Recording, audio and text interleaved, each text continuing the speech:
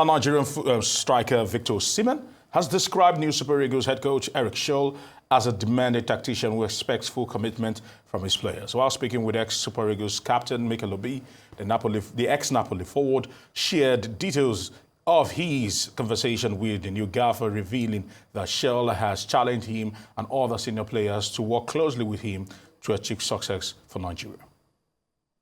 We spoke, I think, last week. Oh, amazing. Yeah, he called me alongside his assistant, and I could see because of course I know him in the previous AFCON. Okay. What he's done with the Malian teams. Oh, really? You know, he's a coach that loves to play. I really don't know about him. No. We watch Malian. Oh, wow. We watch the team. He's a coach that really loves to play and everything like that, and he really loves to fight. So apparently, you know, it's like a I don't know how to put it. Similar to you. Yes. You guys. And again, I'm trying to give most of the players that would, you know, my teammates and national team that will probably listen to this podcast or this interview, a kind of snippet of what they could, you know, get. Okay, because put your coach, mind. According to what he said to me, you know, he's going to be very, very demanding. Oh, okay. Yes, he's going to be very, very demanding. So everybody should lace their boots up and get ready. And he said, Victor, listen, you and other guys that I've called, I need you guys to come hand in hand with me to work to achieve amazing thing for this, for Nigeria. Yeah. And I think you guys have the quality to do it. But the one who doesn't fight for every ball, the one who doesn't run for every ball, will not play. Wow. Yeah, it was clear.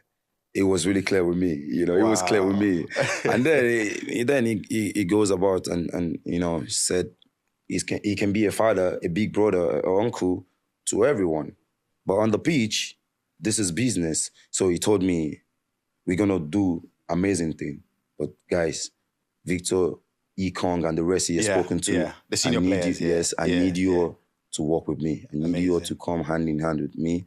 If the players see you guys running so they crazy, will do it, exactly. The younger people, they have to follow. Yeah. So I think it started from you guys.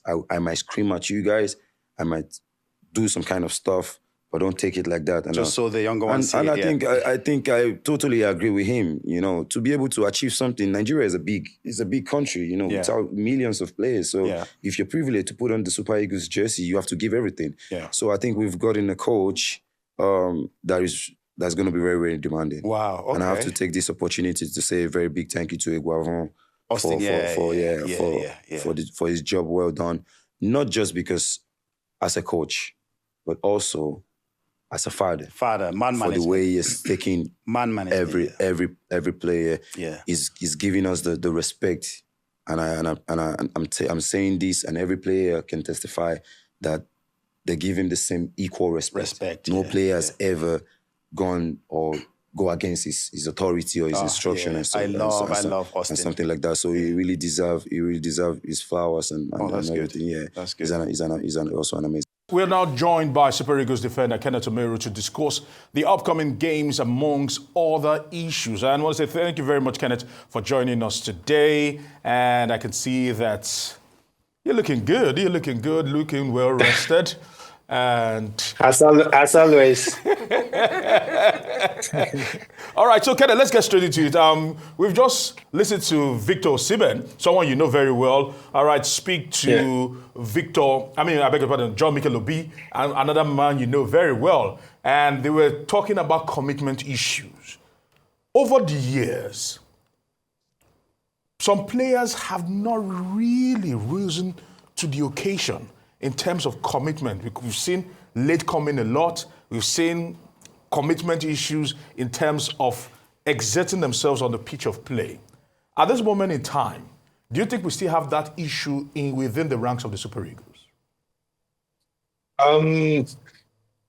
It depends, because every player is different.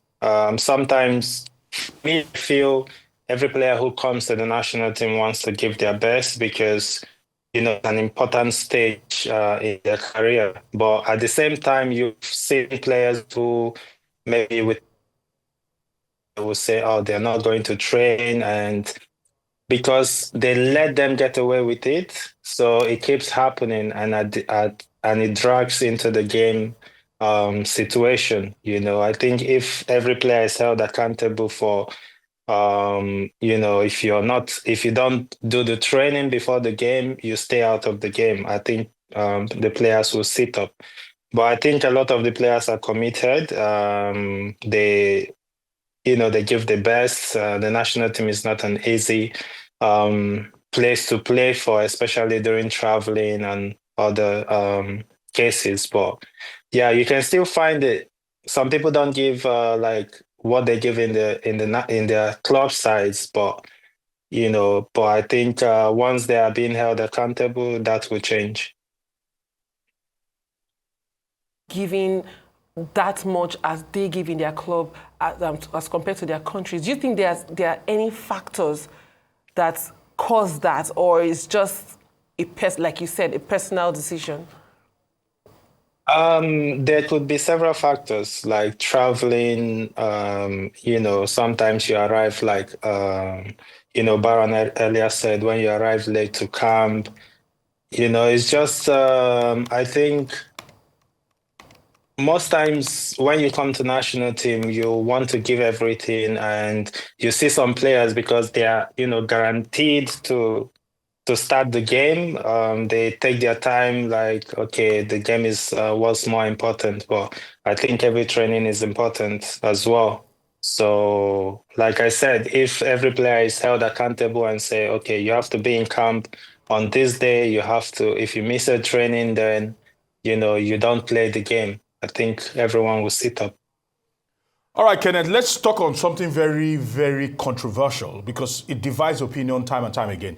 I believe that because of what players of the Super Eagles stand to gain, they should probably look away from issues concerning payment and focus on the big issues. Because you can understand where I'm coming from. We had a game against France, a very, very massive game against France at the World Cup in 2018. And the night before that game, they were still talking about money. They were still sharing money. And ultimately, we went on to lose that game. And somebody saying, maybe if we went with a little bit of commitment, that 2-1 might have been 2-2 or maybe 3-2.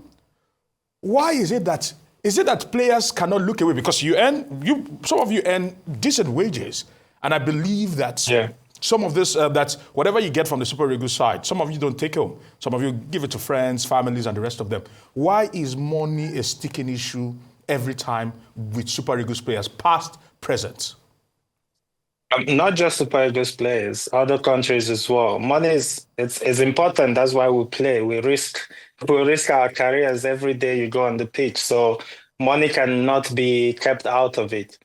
I just feel the better way to deal with it is make the payments available on time, and money will not be an issue.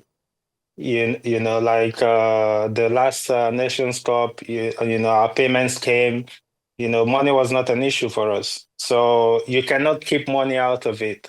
That's I know there is passion for football and playing for your country, but also, we're playing this to earn money, and you cannot take that away. So if wages are paid on time, players, but for me, I think it's funny you brought back that that game against France, because it got me laughing, because I can remember I was very young then, and I see argument here and there, and I'm just sitting because I couldn't contribute anything. I just wanted to play, I just wanted let's travel, let's play, but there's an age you get to and you want to gather everything you can, because this money is your right, is your benefit. And if you don't take it, someone else will take it. Mm-hmm. So it's better they pay you for, what you deserve, and then you can go on the pitch, and give everything. And money also motivates, if you come the game against Rwanda now and say, if you win this game, I give all the players $20,000. It motivates. Come on, Kenneth, you and I know. Kenneth, you and I know that. With all due respect to you, and I know that $20,000 is not enough to motivate you to go and break your leg. That's for you. For you. funny enough, if you're on the pitch, you don't think about this money. You're playing because you want to play. You're giving your best. But at the end of the whistle and you win, you remember, someone said they'll give 20,000. Then you start calculating. Okay. But I think the money should be paid, or kept ahead of the tournaments, and so we don't have issue with it. Nigeria is a big country, and we shouldn't go to the tournaments thinking and speaking about money. Okay. Well said. Now to the World Cup qualifiers proper. The list has already been released and everything, and Nigerians are hoping and praying that the Super Eagles can defeat Rwanda and Zimbabwe, because the way it stands already, they are in a dire situation. It's no win at all in the games they've played already.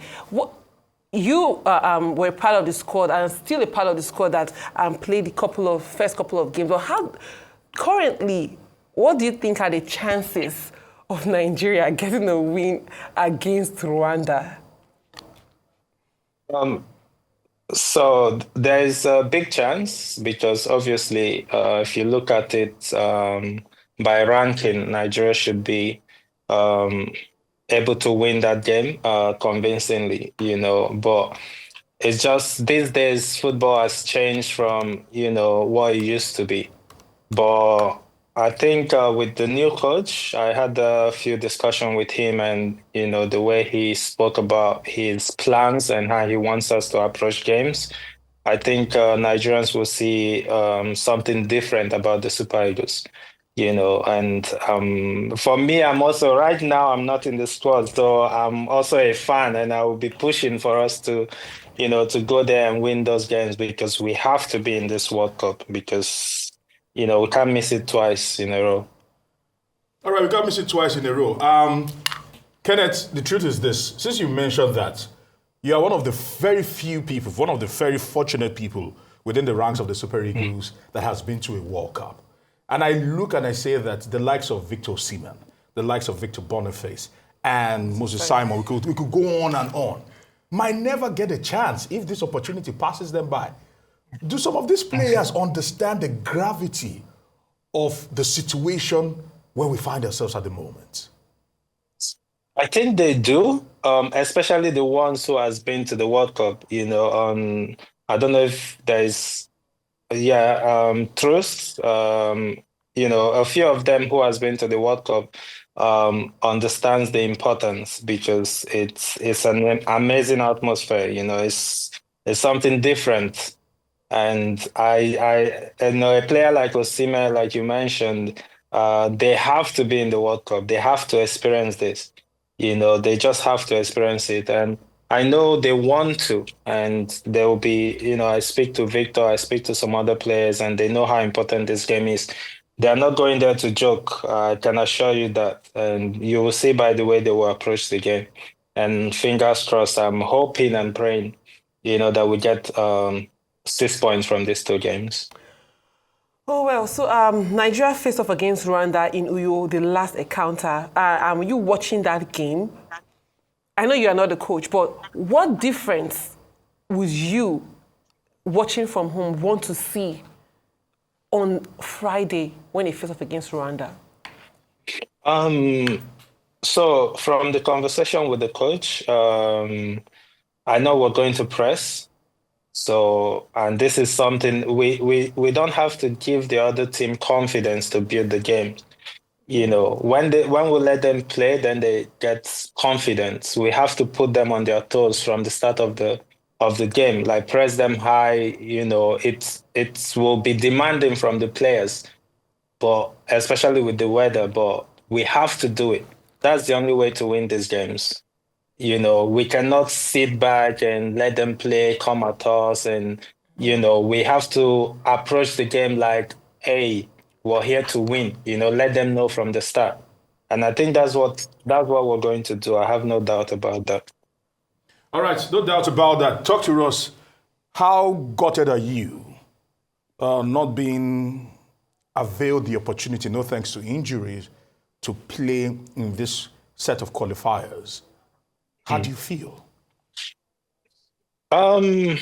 I feel it's the first time in my career, that I've had to do surgery and miss out on games, but for me, I still thank God for, what I've achieved so far. And I just have to focus on getting back on the pitch and, start playing and get back to,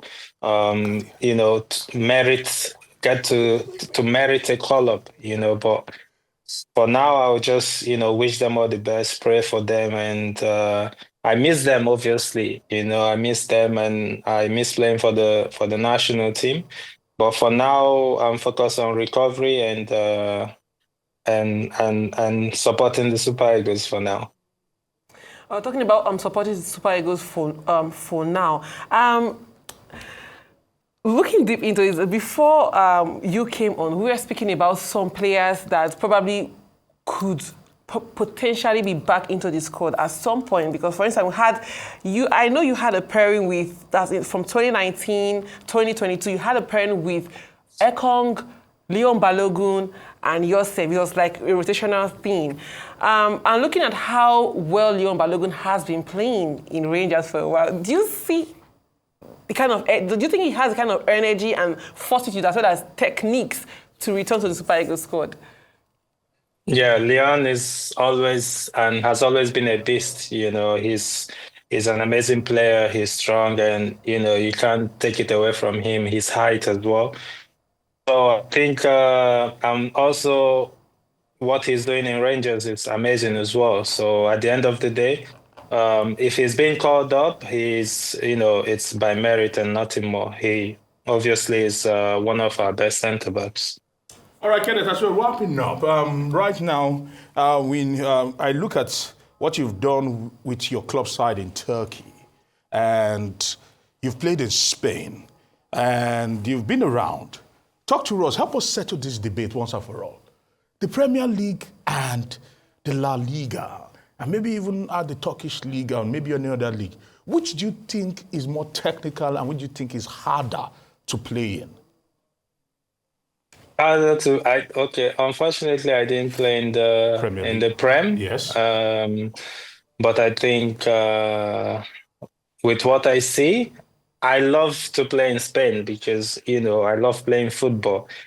And it's very technical. It's not like in Turkey. It goes like that. There is no calmness with the ball. There is no trying to keep possession with the ball. We just want to attack, and then you attack. It's like it's back and forth. But I think I love playing in Spain, but I think England will be more difficult because it's. From what I see, it's more fast. It's more, it's demanding a lot. But in Spain, you play football. Both teams play football, and that's what football is. But for me, I think La Liga. Okay, it's Team La Liga. Okay, I see. I was just expecting you to say the Premier League. La Liga too. I was going to say the Premier League. So the Premier League is more difficult, but I prefer the La Liga. I prefer the La Liga. Yes. Okay. Fair enough. Yeah, and for me, Kenneth, we know that sometime last year you had a surgery. We spoke about that.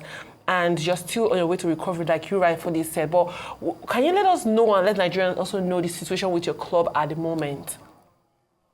Okay, so right now I'm a free player because so after my surgery, my team needed to sign a centre back, and they were out of bringing in foreign players because there's a limit of foreign players you can have. Okay. So they spoke with me as the captain of the team because we also had a new sport director. So he spoke to me about what they want to do, and they want to take me out of the team, but bring in a new player. So I said, okay, I cannot be here if I'm not registered, so we had a mutual termination so I can go, stay with my family and then focus on recovery. So thank God I'm good now, almost 100%. So I'll start to look for a club before the summer. All right, Kenneth, you don't need to answer the next question. But mutual termination means that you walked away smiling. Yeah, definitely. All right, I want to say thank you. Thank you very much for joining us today. Kenneth, we wish you all the best. Hopefully you hit 100%, and we hope to see you back in the fold of the Super Eagles as soon as possible. Thank you.